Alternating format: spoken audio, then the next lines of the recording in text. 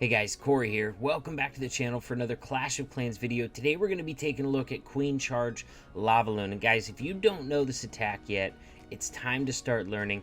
This is kind of the pinnacle of attacks in Clash of Clans. It combines the Queen Charge, which is a super valuable skill, with the skill of Lava Loon, all in one attack. And guys, when you practice this attack over and over, you're going to be able to expand your skill set into so many other attacks, so many other different kinds of Queen Charge strategies you're going to apply because you practice your Queen Charge so much, so many different variations of Lava Loon. You're also going to get better at because you practice the Lava Loon portion so much. So guys, if you're not practicing this attack, if you're not proficient with this attack, now is the time to start. Nerf this!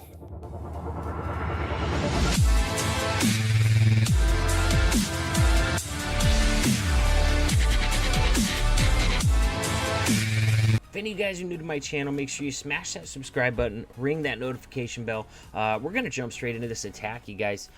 He's got his king coming down early to kind of set the funnel for the queen. You notice there's a lot of trash buildings on the left.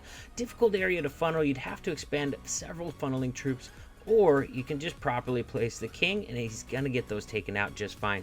Now queen is being targeted, so I probably would have dropped my healers a little bit sooner than that, but he is gonna be okay. Gets him down in time. You don't want to drop him immediately, because if your king is taking damage and your queen is not, those healers are just gonna zip right over to your king.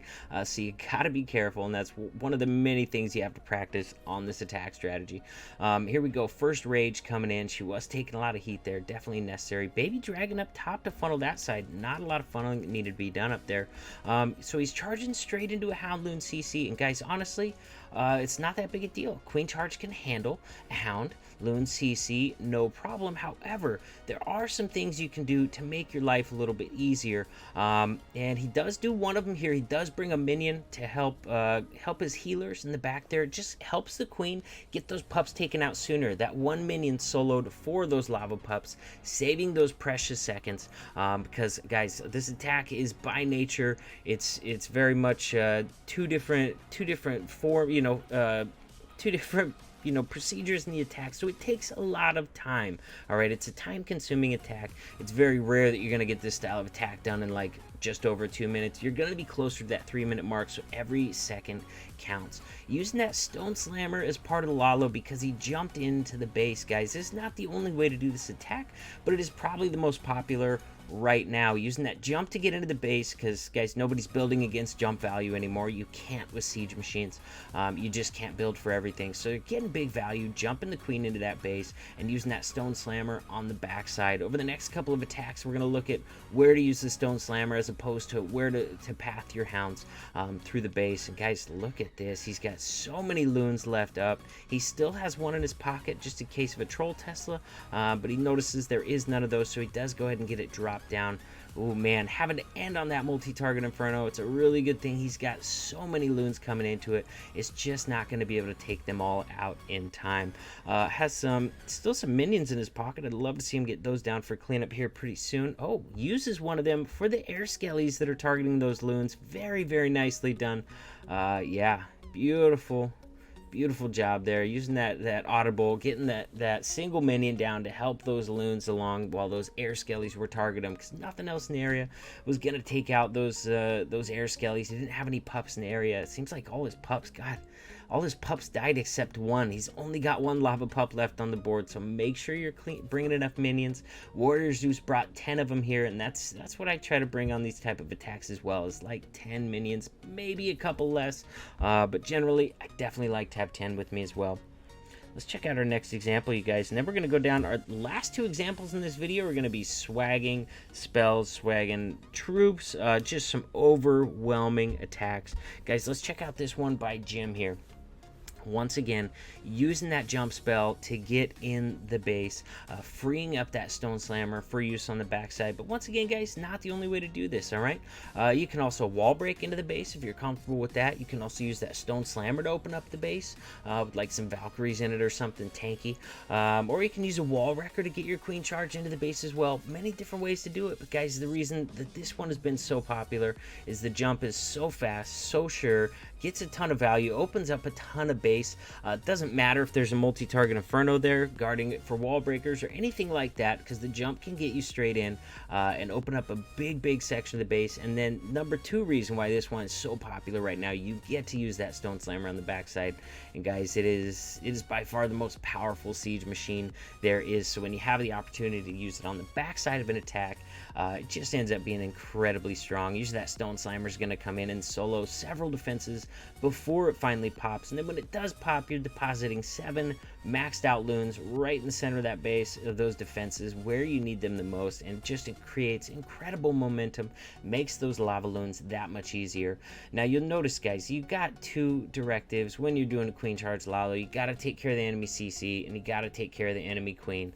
He's getting that enemy queen down right now, and actually this CC actually ended up being a golem and a loon, just like the last CC, not one that could hurt your loons or your minions, although Golem sitting in the middle of the base will probably pull all your lava pups and minions and cause you to get a time fail. So nice that the queen's getting that taken care of there. And once again, guys, he has carved out beautiful pathing around the outside of this base. We do have a Tesla farm down on the bottom, so he has to drop a few more loons, get that done. Might even use a haste down there as well. Sure enough, there comes that haste. And Stone Slammer, guys. Stone Slammer, I don't think it's been touched at this point, you guys. I don't see that health bar at all. That is a full health Stone Slammer working its way through the base, acting as a loon and a hound all in one. Okay, looks like it has taken some damage. It is down pretty low, but guys, look at this. This thing might almost survive this raid. Jeez, you guys. Look at this thing. Gets a poison down there on some air skillies there. It finally does go down. I was starting to wonder, man, is this Stone Slammer going to survive? Guys, this base is wrecked. He's got like 12 loons left there, chasing the king. The king's going to go over, do battle with the queen, but those loons are going to catch up to him, and he is toast. Guys, this base is wrecked. Let's check out these next 2 examples where we're going to have some swag spells left over. Here we go, guys. We got Jim again in a different war this time, pulling off another Queen Charge Lalo with the jump spell, getting into the base. Now we're going to take a closer look at that Stone Slammer and see where he's going to get the best value for that, because generally you're going to get the best value from your Stone Slammer when there's no air defenses in the immediate area. So if you got a section like you see down on the bottom where you just got a bunch of defenses, maybe a multi, but really no air defenses close, that Stone Slammer is going to be able to take out a ton of defenses in that section before it starts getting taken down quickly by an air defense in the core of a base. Look at this, guys. He's got his queen walking down and to the left. I don't know, a bit of a scary charge for me there. I would have been worried that she would wrap back around up north for that bomb tower, because there's not a lot of space between there, but he managed to place her correctly and determine her pathing, and he did get the funnel established up top of the baby dragon, the funnel established on the bottom with a king. Now we got a double ice golem CC. Oh, this is going to slow her down for a while, you guys. Oh my goodness, but he's still going to get this base 3-starred in time.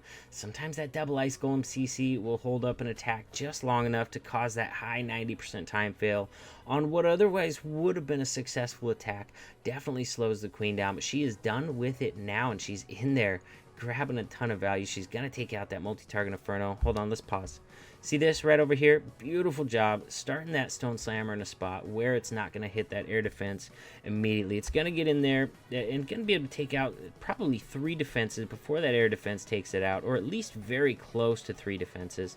Let's see how it does here. Queen's still in the core, by the way, working on some stuff. She's going to grab a sweeper pretty soon, which is also big value, although he is laloing behind it. Sure enough, you guys, he gets his Lalo in there. He doesn't wait too long on that Stone Slammer. He gets his Lalo in there to support it, and that Stone Slammer is still alive. Multi-target Inferno is down. There's no Infernos left in this base. All he has left is a very, very thin path for the rest of his Lalo. He's got that Stone Slammer still hanging on by a thread. Now those hounds are out in front, tanking for the Stone Slammer, as well as they're tanking for those loons. Guys, that's just extra insurance. At this point, if his loons run into a bunch of traps and all die, which sometimes happens on Lalo attacks, I'm sure we've all been there, or at least we've all seen it, that Stone Slammer would still pop and pop out max health loons there. Look at that. I don't know if that thing actually popped on its own or if he just popped it, but man, it survived almost the entire raid, you guys. Got that swag haste spell in the core of the base. This base is super wrecked. What a beautiful job breaking this base down. Once again, guys, look where he had that jump spell. Did you see how much access he had from in there? Massive value from jump spells. You just can't afford to defend a jump spell right now because you have to defend the siege machine first. You know, I've said it before, I'll say it again. You can't defend everything. It's just the way it goes. Let's check out number 28. Gonna be the last attack in this video. Here we go. Warrior Zeus coming in on this one. Once again, a very different base, still picking it apart with the Queen Charge, Lava Loon attack. And honestly, guys, like I said, there's several different ways to get your charge into the base. You can use a siege machine, you can use wall breakers, or you can use the jump spell, which has been very popular and very effective lately. But also, guys, there's different ways to do the back end too. A lot of guys are only going to bring one hound if they have that stone slammer on the backside, and they'll just end up bringing more loons. For me, at least, seems like I do better with at least a couple of hounds. Not that good with more loons, less hounds yet, but you know, there's a lot of guys, a lot of very experienced Lalo attackers that have a lot of success just bringing that single hound. Look at the Queen, just gonna stop right in the middle and beat through the wall. That's not intelligent AI. She is definitely close enough, at least to that cannon, to retarget it over there. But you know what? It's not going to be a big deal. He's just going to be able to place that jump even deeper into the base. Since she goes in there, he does go ahead and get some more troops down on the left. He wants to get rid of the rest of those defenses, that cannon, and the archer tower, and those trash buildings over there that would have drawn her around the side otherwise. You know, once you already have her in there, might as well keep her in there and jump her even deeper into the base than you were probably originally planning on. Beautiful attack by Warrior Zeus, taking advantage of something that I'm sure was not planned. You know he didn't plan on her beating through that wall right there, but he takes advantage of it to get even better value than what he would have with the original plan. So here we go, Stone Slammer once again targeting a defense that is away from that air defense there. Not until it hits that second defense is it going to start taking aggro from it, but he gets that hound in before the Stone Slammer starts taking damage from it. So that Stone Slammer is really only being hit by that multi-target Inferno right now. Beautiful, beautiful job getting that hound in there in time to tank for the Slammer. He's going to save that thing for later on in the attack if it is needed.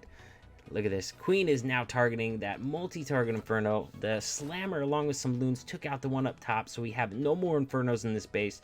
Guys, this base is wrecked. He is fighting a sweeper down on the bottom there, but he's got a haste, so when he notices that, he can drop that haste spell and get that sweeper taken out. God, you guys, he still has his Queen ability that he hasn't used yet. This base is so wrecked. So super wrecked. He might just be seeing at this point just how much stuff he can swag, because he knows at this point that this base is super wrecked. We know it. Anybody that's watching it live would have known it as well. This base is done for, you guys. Oh my gosh. I'm just going to speed it up a little bit. He does finally end up using one of those haste spells. Might have started to worry about his time on this a little bit, and that's probably the only reason I could see that he would have dropped that haste spell or those remaining loons. But wow, what a super crushed base, you guys. Very, very strong attack strategy. And guys, like I said earlier on in the intro to this video, when you practice this attack strategy over and over, you're gonna get a ton of value for your practice time, because all this time spent practicing queen charges, guess what, can also be used to benefit you on a queen charge hog attack, can also be used to benefit you on a queen charge miner attack. It can even be used to benefit you for starting off a walk for like a falcon or into a P.E.K.K.A. Bobat. So when you learn queen directioning and you practice that over and over, and the charging into the base and killing those hard to kill CCs like hounds and golems and that sort of thing with the queen charge, it's gonna make you an all-around better clasher and benefit you on so many different attacks. And then practicing that Lalo portion over and over, you're gonna get better with Electron, you're gonna get better at Sui Lalo, you know, all those other things that come along with it, you guys. Practicing this attack gets you the most value, the most bang for your buck while practicing, because all these skills translate into other attacks in Clash of Clans, other very strong on-meta attacks in Clash of Clans. So with that, guys, if you're still around, I appreciate it. All you guys that watched the end of the video, you guys are the best. Really appreciate you. And also, guys, if you have not done it yet, check out the details below this video. In there, you're going to find links to all my social media, including my Discord server. When you join there, you're going to get first notification of any subscriber wars and stuff coming out. Also, guys, give me a follow on Twitch. I do stream over there from time to time, and I'm going to start streaming over there even more often here in the near future. And with that, guys, I'll see you in the next video.